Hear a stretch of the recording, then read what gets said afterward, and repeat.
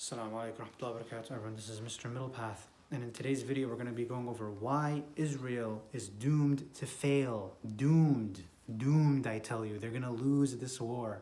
They're not going to win, all right? And some of you may be hard to believe. Oh my God, they have 300,000 reserve forces who only get 1 month of training a year, by the way. 300,000 reserve forces surrounding the border, 150,000 soldiers ready. No, 500,000 people are not going to storm Gaza. It's not possible because modern day fighting force needs maneuvering space. What we're seeing today is a lot of bombing of Gaza. May Allah have mercy on all of those people. A lot of bombing of Gaza because they're afraid to go in. By and large, the Israeli army, except for a few special forces units and reconnaissance units that are very well trained, by and large, the Israeli forces army fear death. And this performance isn't this is not my analysis on their performance. This is the Israeli military's analysis on their performance. In 2006, they fought with Hezbollah. Hezbollah is a militia. Yes, they're backed by Iran, but they're still a militia. They're not a standing military the way a country standing military is. However, they were still very equipped. So what they found out in Israeli reports, because the performance was so bad, in one report by General Yaram Yair, I hope I'm pronouncing his name right, Israeli general, the former commander of a parachute brigade, he found in his investigation that some of them included a failure to identify targets and define clear missions, brigade commanders who stayed in the rear behind computer screens instead of leading their troops in the field. He also found a problem with the field commander's lack of determination to carry out the mission at all costs. Common complaints included instructions to fight carefully and pause in fighting every time injuries were sustained. This goes back to the original article that we were reading that was by military correspondent Ben Yeshai in that newspaper, where he mentions that in reality, in almost any ground battle, the moment our troops encountered resistance, the force's progress stopped, commanders demanded assistance, and the fighting focused on evacuating casualties from the battlefield. And he goes on to say what's particularly frustrating in most of these clashes involved a handful of Hezbollah fighters numbering no more than 20. In almost all the clashes, IDF forces enjoyed superiority in terms of number of fighters and firepower. I mean, the only thing missing from these bullet points is that the Israelis crapped their pants. Every time that they met with resistance, they froze.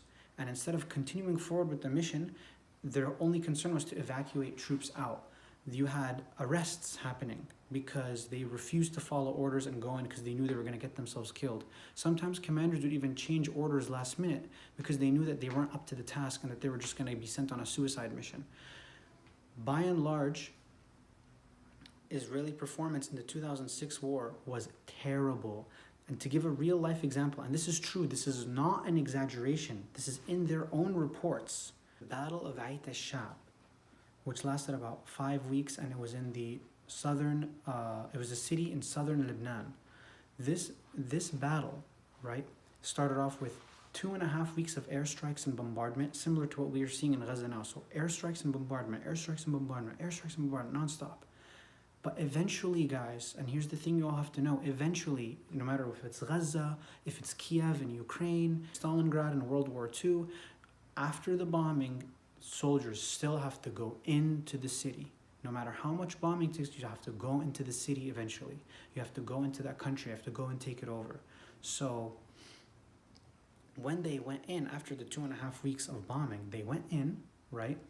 And we're talking about, and this is no exaggeration, 5 brigades. 5 brigades is about 1,000 soldiers each. So we're talking 5,000 soldiers against 100 Hezbollah fighters. And this is no joke. This is in the Israeli reports themselves. 80 to 100 Hezbollah soldiers fought off several thousand Israeli soldiers, and the Israeli soldiers just kept freezing up. Every time they met resistance, they kept freezing up.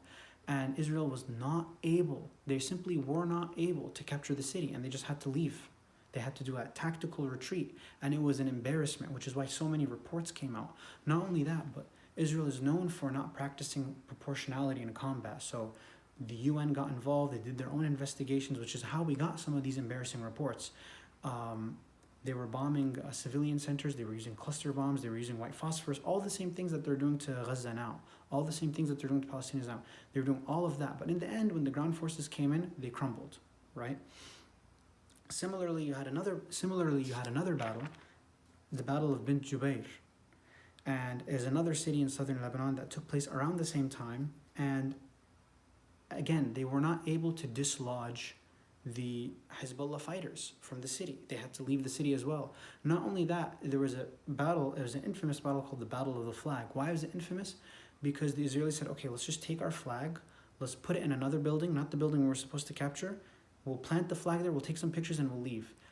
It was so embarrassing that they never published the photos. But the fact that they actually did a move like that shows you just how little has changed in terms of the propaganda warfare, in terms of the bombing, in terms of them delaying going into Gaza. They're just delaying it because they know that the performance is not up to task. Now, someone might say, well, 2006 Lebanon war is a long time ago. Yes, but according to Scott Ritter, who is a former Marine Corps intelligence officer and United Nations Special Commission's weapon inspector, that's a long name, that's why I had to look back into my notes. According to him, the Israeli military capability is still not improved since 2006. They did several things to try and prepare for fighting against Hezbollah-like army, but they still weren't ready for this. And the fact that they weren't ready for this, the attack that happened about 6 days ago by the Palestinian Resistance, shows that they still haven't improved. The soldiery still hasn't improved. We're talking about 28% of Israeli military-aged men are avoiding the service that they're supposed to do as Israeli citizens. So that's about a little less than 1/3 of the Israeli population doesn't want to serve. The rest of them, and the majority of them, are busy doing TikTok videos. And that was actually in his analysis, that psychologically they're just not prepared for a war like this. These guys have been spending their entire military service as a kind of glorified security guard, as a kind of glorified checkpoint guard. They're good at sniping children, they're good at killing women and beating up grandmas, but whenever they meet stiff resistance, actual trained soldiers, they are not up to the task. And this is why I'm saying, I'm telling you guys now, when they go into Gaza, and they will have to go into Gaza at some point, they're gonna lose, and it's gonna be very embarrassing. And that's the dangerous part, is because once they're embarrassed, they're gonna have to call on aid and other countries for support, and then this conflict will escalate. But anyways, guys, that's it for the video. I'll try and make another video on my analysis, or opinions rather, on what I believe the wider ramifications are for the entire region. Take care, peace out, and pray for Palestine. Assalamu alaikum.